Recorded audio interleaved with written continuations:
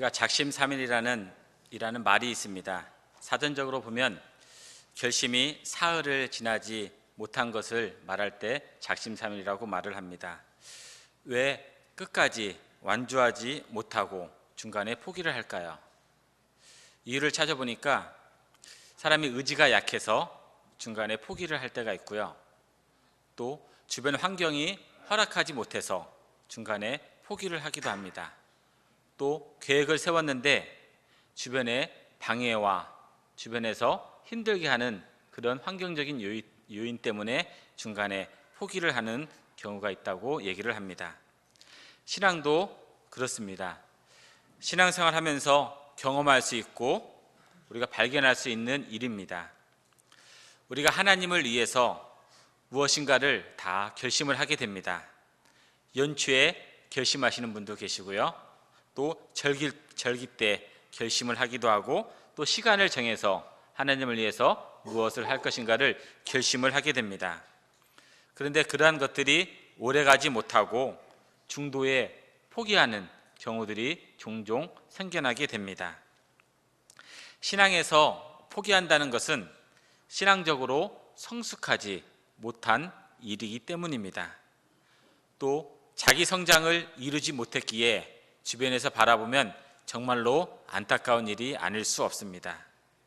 그런데 이렇게 계획을 세우고 결심했던 것들을 이루게 되면 그 후에는 또 좋은 결과를 가져다 주는 것을 우리는 알 수가 있습니다. 이러한 작심삼일이 되어진 이유를 내적인 것과 외적인 이유로 나누어서 한번 살펴보겠습니다. 내적으로는 자신의 의지가 약해서 쉽게 넘어져 버립니다. 그래서 결심을 세워도 의지가 약하기 때문에 쉽게 넘어지고 중간에 포기하는 일들이 발생을 하게 됩니다. 외부적인 이유로는 내가 이러한 결심을 했으니까 열심히 해야 되겠다 하고 다짐을 가는데 주변에서 방해가 들어옵니다. 주변에서 그러한 일들에 대해서 잘 못할 거라고 비웃는 그러한 방해 때문에 중간에 포기하고 이것이 정말로 내가 할 수 있을까 없을까 분별하지 못해서 포기하는 일들이 생기게 됩니다. 성경 우리가 오늘 읽었던 이 야고보서는 그것을 뭐라고 얘기하고 있냐면 시험이라고 얘기를 하고 있습니다. 그래서 일상적인 생활에서도 신앙적인 생활에서도 작심삼일하지 않고 끝까지 완주하는 것이 우리 신앙인들에게 정말로 필요한 일입니다. 오늘 말씀 속에서 그렇게 하기 위한 두 가지를 우리들에게 설명해 주고 있습니다. 첫 번째는 지혜입니다. 본문에서 두 가지 시험을 기록하고 있습니다. 12절 말씀과 13절 말씀인데요. 12절 말씀 제가 읽도록 하겠습니다. 시험을 참는 자는 복이 있나니 이는 시련을 견디어 낸 자가 주께서 자기를 사랑하는 자들에게 약속하신 생명의 면류관을 얻을 것이기 때문이라. 12절에 나와 있는 시험은 하나님께서 성도들을 성장시키기 위해서 주시는 시험이라는 것입니다. 우리들에게는 정말로 유익하고 좋은 것입니다. 그 밑에 있는 13절을 읽겠습니다. 사람이 시험을 받을 때에 내가 하나님께 시험을 받는다 하지 말지니 하나님은 악에게 시험을 받지도 아니하시고 친히 아무도 시험하지 아니하시느니라. 13절은 사탄이 성도들을 실족시키고 넘어뜨리고 신앙 안에서 떠나게 하려고 주는 시험, 즉 유혹이라는 것입니다. 이러한 것에 대해서는 우리가 맞서서 싸워서 이기거나 안 되면 피해야 되는 것입니다. 두 시험에 대해서 16절에서 또 이렇게 말씀하고 있습니다. 16절 말씀입니다. 내 사랑하는 형제들아 속지 말라라고 말씀하고 있습니다. 하나님의 뜻을 세상 유혹으로 믿고 거부한다는 것입니다. 또는 세상 유혹을 하나님의 뜻으로 받아들이는 것을 말합니다. 이런 것에 대해서 속지 않아야 하려면 이것을 잘 분별할 수 있는 능력이 필요합니다. 이것이 정말로 하나님의 뜻인지 사탄의 유혹인지를 잘 분별할 수 있는 힘이 필요한 것입니다. 그래서 속지 않기 위해서 필요한 것이 바로 무엇이냐면 지혜라는 말씀입니다. 그래서 우리는 지혜를 구하는 것이 우리들에게는 정말로 중요하고 필요한 일입니다. 우리가 어떤 일을 하다가 시험이나 유혹이나 방해가 오면 이것이 정말 하나님의 뜻인가? 사단의 유혹인가? 잘 파악하는 것이 정말로 중요합니다. 하나님은 때로 우리들에게 무거운 것을 주셔서 그것을 딛고 일어서기를 원하시기도 합니다.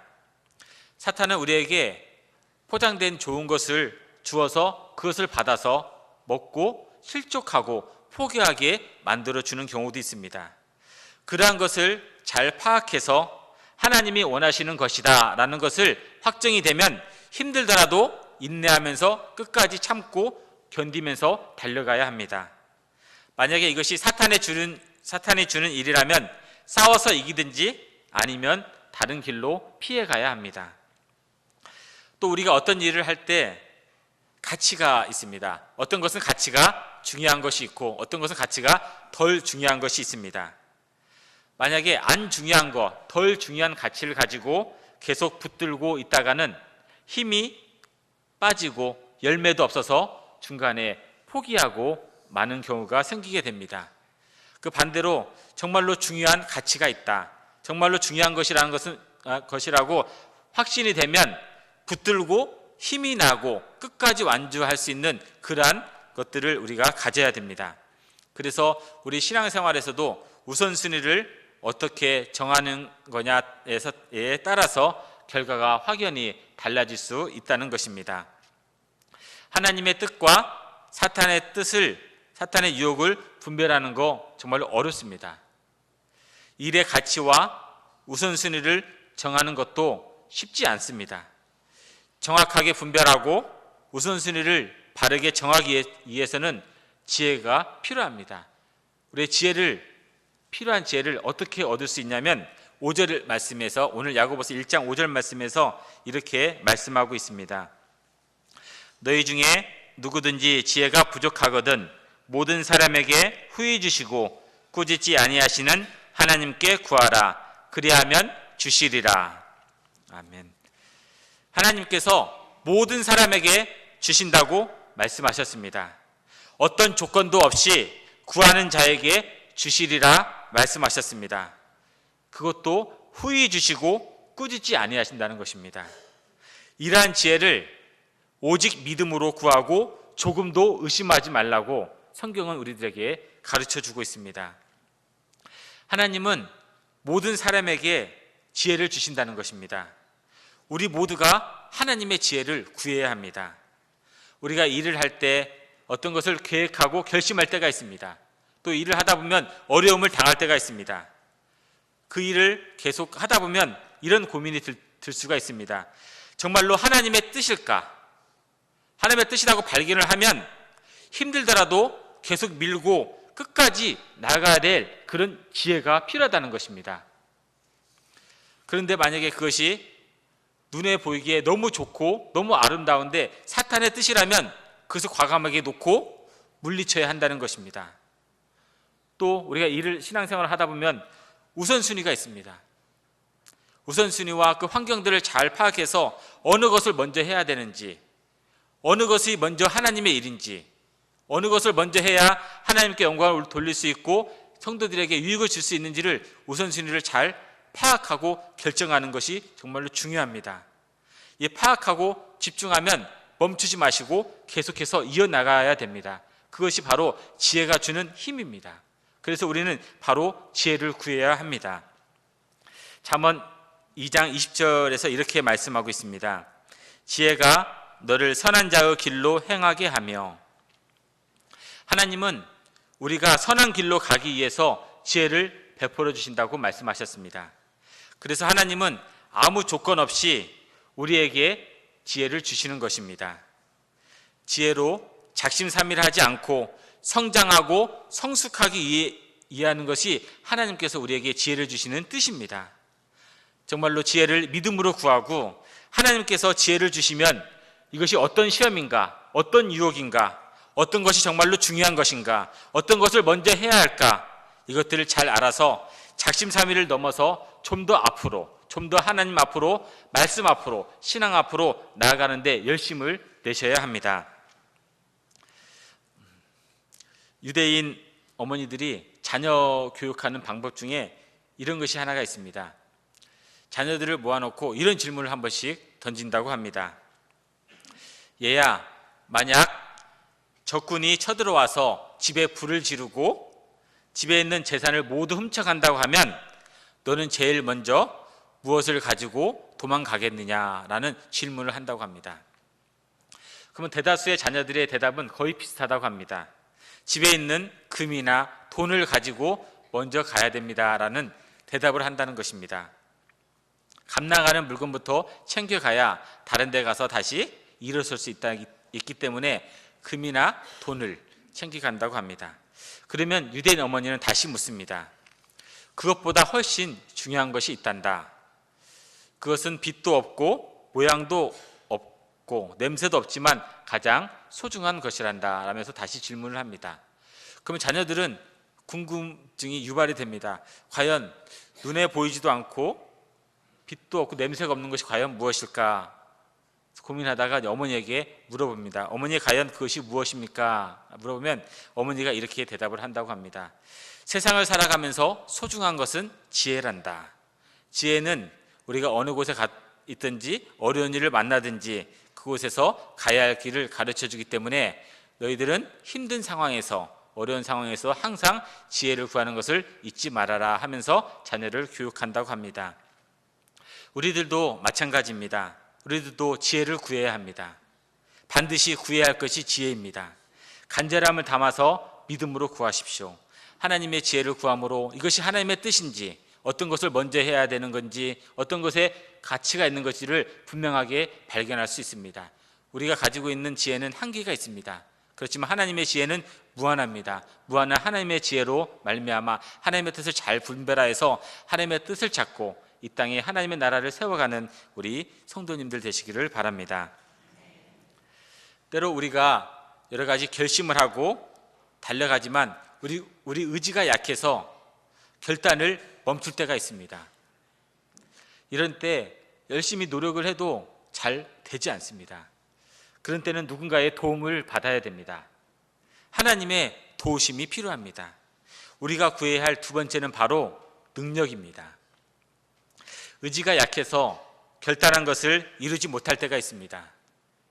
인간적인 능력에 한계가 있고요. 또 감정대로 치우쳐서 일을 그르칠 때가 있습니다. 그러다 보니까 결단한 것들이 오래가지 못하고 중도에 포기하고 맙니다. 자신의 의지와 능력의 한계를 절실히 느낄 때가 있습니다. 야고보서 5장 15절 16절은 이렇게 말씀하고 있습니다. 믿음의 기도는 병든 자를 구원하리니 주께서 그를 일으키시리라. 혹시 죄를 범하였을지라도 사하심을 받으리라. 의인의 간구는 역사하는 힘이 큼이니라. 아멘. 믿음의 기도와 의인의 간구는 역사하는 힘이 크다고 성경은 가르쳐주고 있습니다. 인간적인 능력의 한계를 뛰어넘는다는 것입니다. 기도가 큰 능력을 일으키고 있습니다. 그 예를 누구로 들고 있냐면 엘리야로 들고 있습니다. 그 밑에 엘리야가 나오고 있습니다. 엘리야도 우리와 같은 성정을 가진 사람이라고 소개하고 있습니다. 약한데 기도하면서 능력을 구하였습니다. 자기가 할 수 없는 것을 기도해서 해결하였습니다. 그가 특별한 능력이 있어서 3년 6개월 동안 비를 내리게 못하게 한 것이 아닙니다. 그의 간절한 기도가 하늘 문을 열고 닫았다는 것을 우리들에게 가르쳐주고 있습니다. 엘리야의 위대함이 아니라 하나님의 능력이 이렇게 뛰어나다는 것입니다.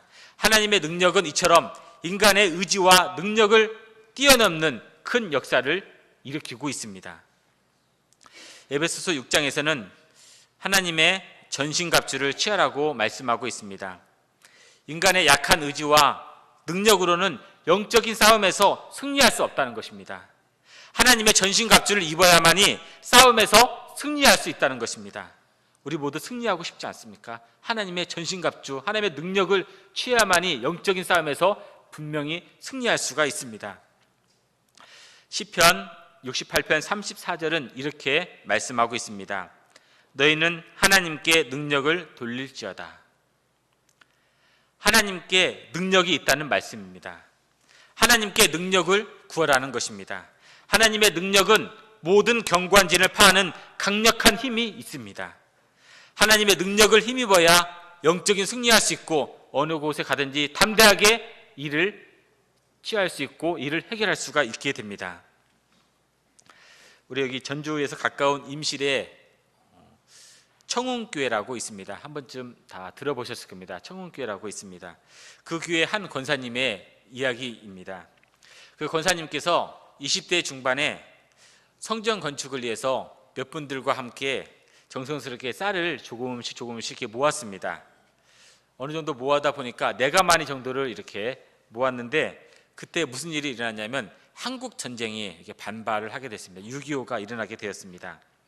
여기저기서 총소리가 들리고 집에 있는 짐승들 또 양식들을 무조건 약탈해가는 그러한 시절이었습니다. 성전 건축을 위해서 쌀을 모은 분들이 이제 걱정이 되었습니다.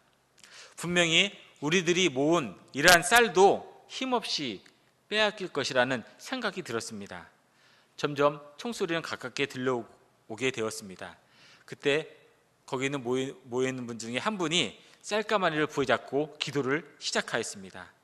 그 기도 소리를 듣고 다른 분들도 쌀을 잡고 함께 기도에 동참했습니다. 그러면서 이렇게 기도하였습니다. 하나님, 이 고장, 이 백성을 어떻게 하시겠습니까? 소돔처럼 고모라처럼 이 땅을 버리신다면 모르겠지만 이 땅을 기억하신다면 쌀가마니를 지켜주십시오 라고 그들은 간절히 기도를 하였습니다. 이 기도하고 있는 이 권사님의 집은 위치가 어느 쪽에 있냐면 산속에 혼자 있는 집이 아니라 도로가에 붙어있는 집입니다. 그렇기 때문에 눈에 너무 쉽게 잘 띌 수밖에 없습니다. 너무나 눈에 잘 띄기 때문에 불구하고 총소리가 났었는데도 그냥 지나가 버리게 되었습니다.